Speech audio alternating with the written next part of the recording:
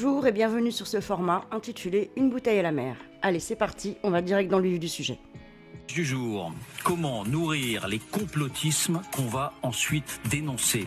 Le très sérieux quotidien allemand Die Zeit révèle qu'Angela Merkel et son ministre de l'Intérieur avaient dans leurs mains, dès le début du Covid en 2020, un rapport confidentiel des services de renseignement allemands qui concluait à une très forte probabilité d'un accident de laboratoire. Eh bien, que s'est-il passé ? Ce rapport a été mis au placard. Il a été enterré. Pourquoi ?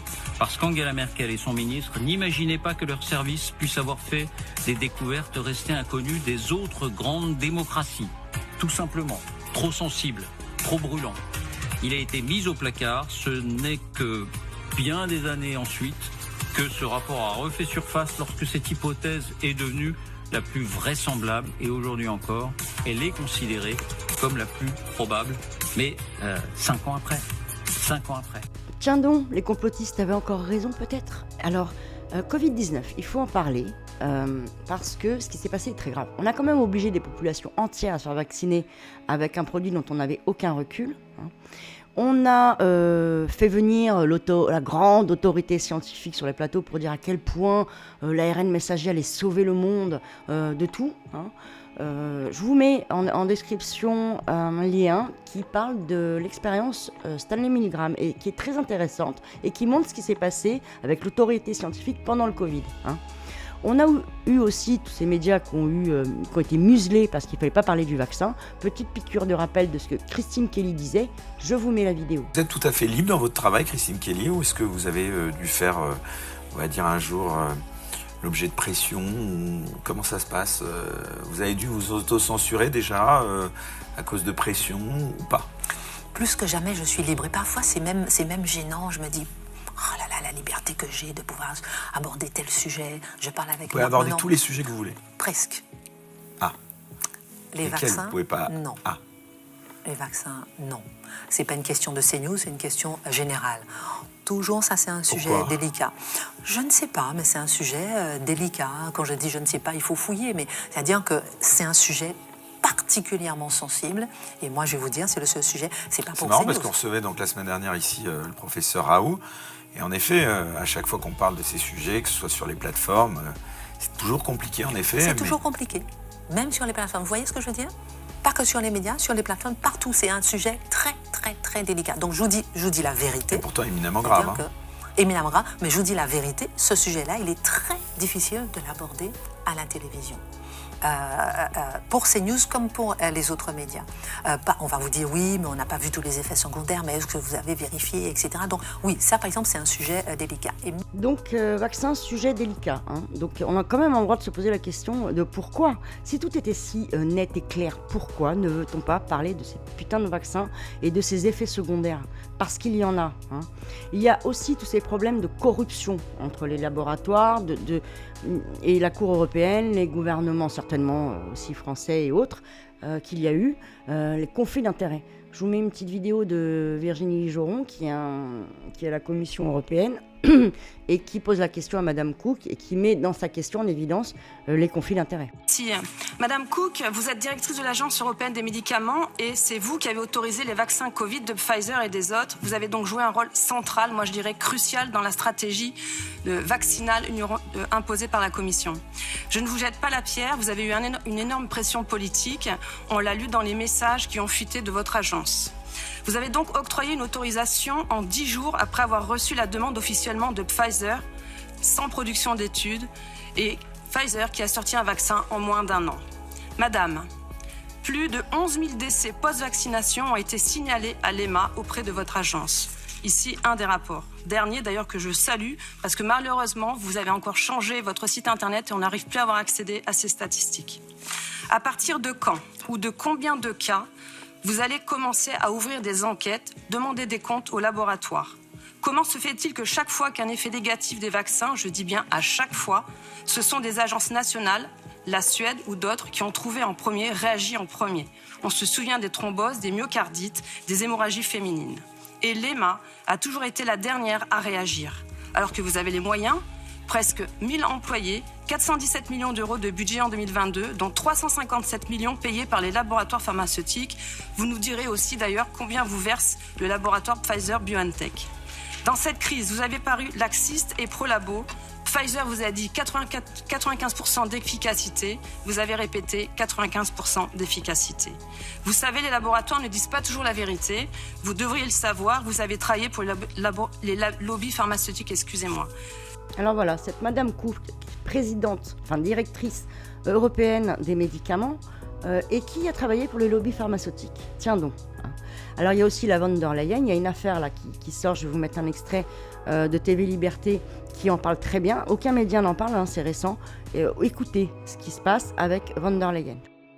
Révélé en exclusivité par mon confrère Étienne Faucher. Il est journaliste pour le média américain The Epoch Times et c'est une information qui est actuellement passée sous silence par l'intégralité de la presse française. Au moment même où nous parlons, la commission von der Leyen, pourtant si prompte à se prévaloir des vertus de l'état de droit, le viole délibérément en ignorant une décision cruciale rendue le 17 juillet dernier par le tribunal de l'Union européenne. La veille du vote pour la reconduction de Madame von der Leyen, nous apprenions par voie de presse que la commission qu'elle préside avait été condamnée par le tribunal de l'Union européenne pour son manque de transparence dans l'affaire des contrats liés au Covid-19. Et cette condamnation ne l'a pourtant pas empêché d'être réélu. Et conformément à cette décision obtenue notamment par Maître Arnaud Durand, au nom de plus de 2000 citoyens, la commission est désormais tenue de rendre public, écoutez bien, tout d'abord les contrats Covid dans leur intégralité et ensuite l'identité des négociateurs de ces contrats. Le 27 septembre, la commission a contesté ce jugement en formant un pourvoi devant la Cour de justice de l'Union européenne. En revanche, puisque la décision devenait tout de même exécutoire le 28 septembre dernier, elle a parallèlement déposé un référé pour bloquer en urgence la divulgation des noms des négociateurs, mais pas celle des contrats.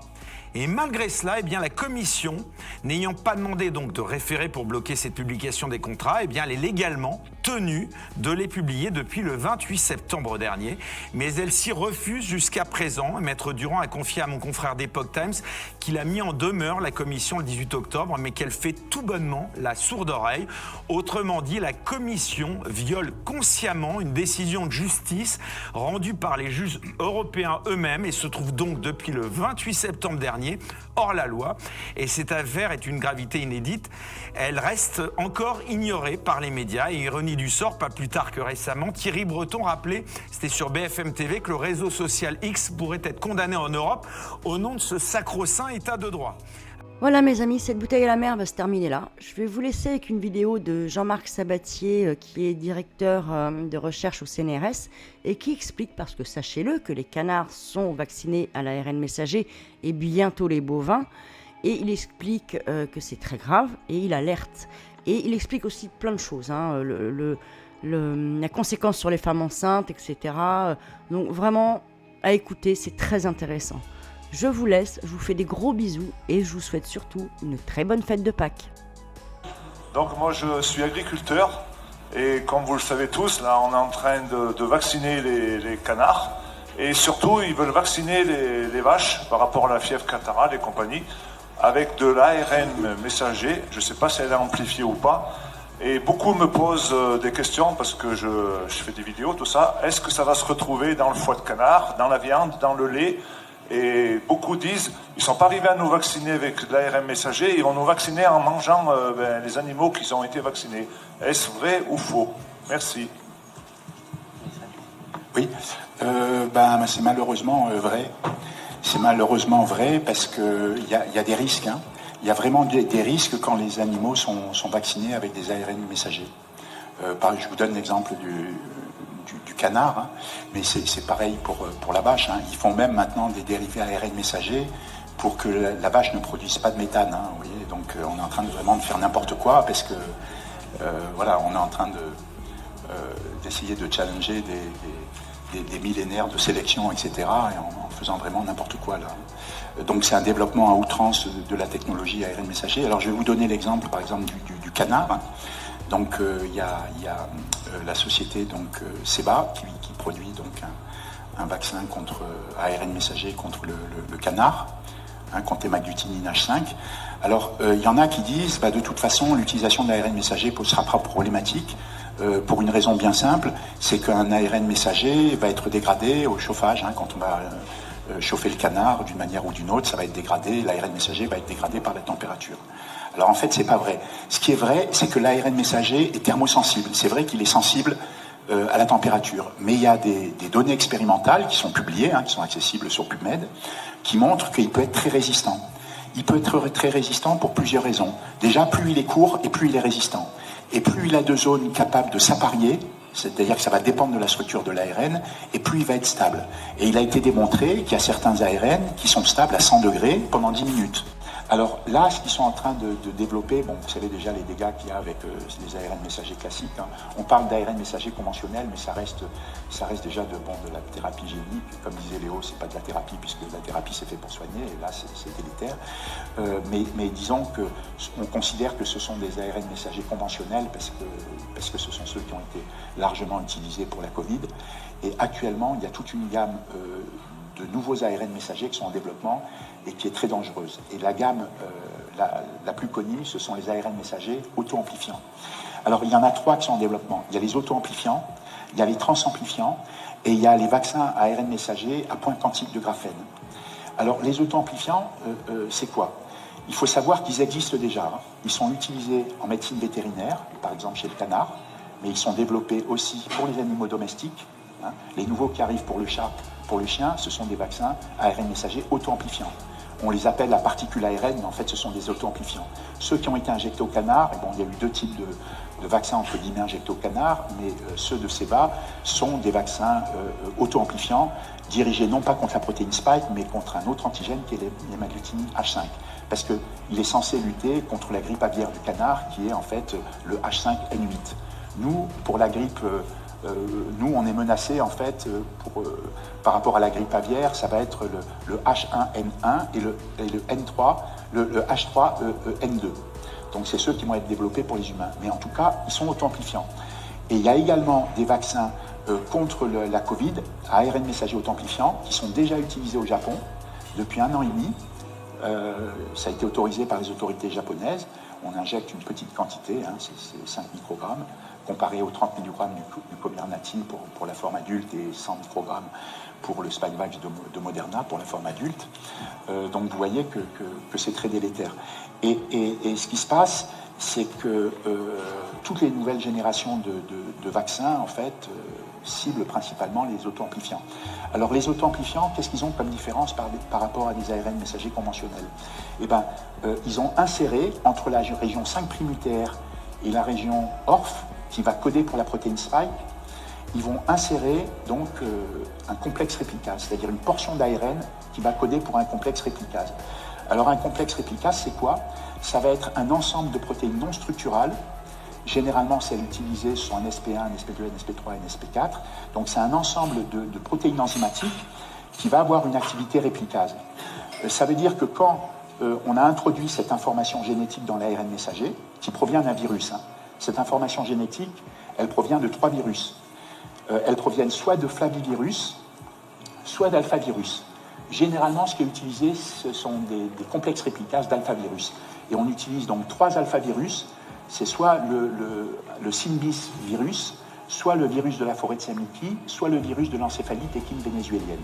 Et actuellement, ce qui a été accepté par les autorités japonaises et qui vient d'être accepté, c'est pas vieux, c'est le 14 février de cette année, ça a quelques jours.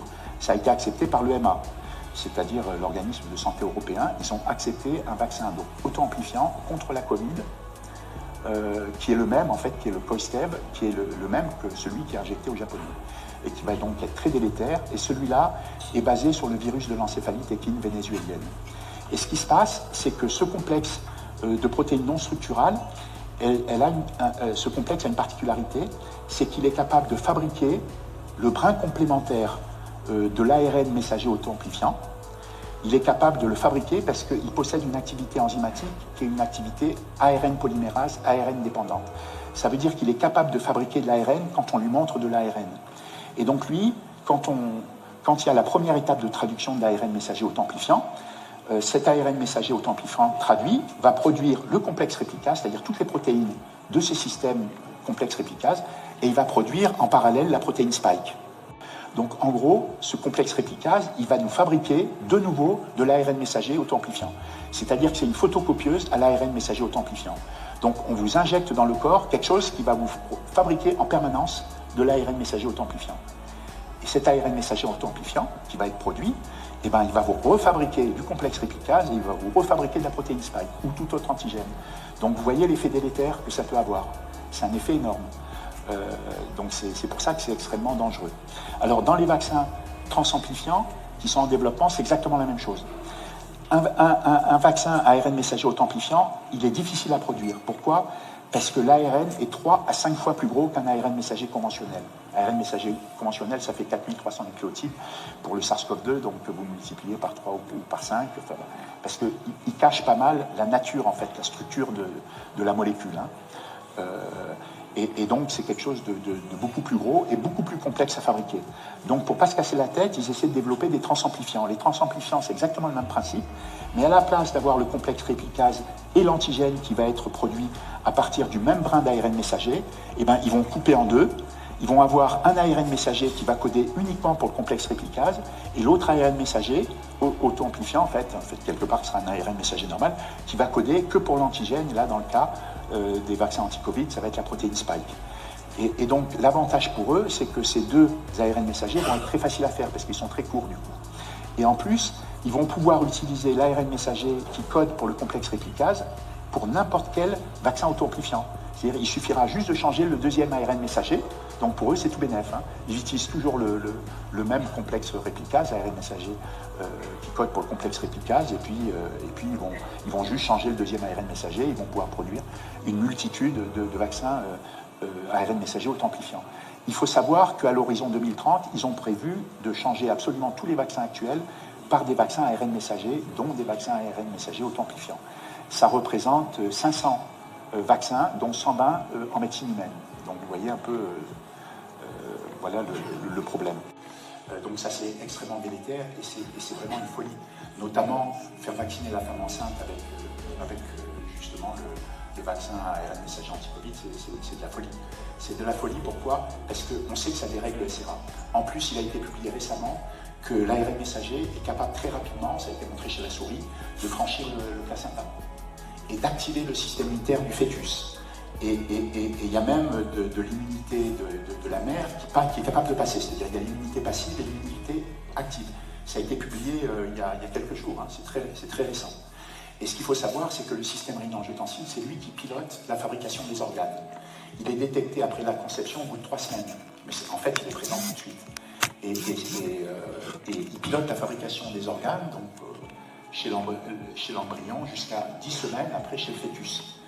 Et il contrôle toutes les étapes en fait, de fabrication de l'embryon et du fœtus. Hein. Donc c'est vraiment une folie de les injecter avec ce type de vaccin dont on sait qu'ils sont capables de dérégler le système rénine-angiotensin.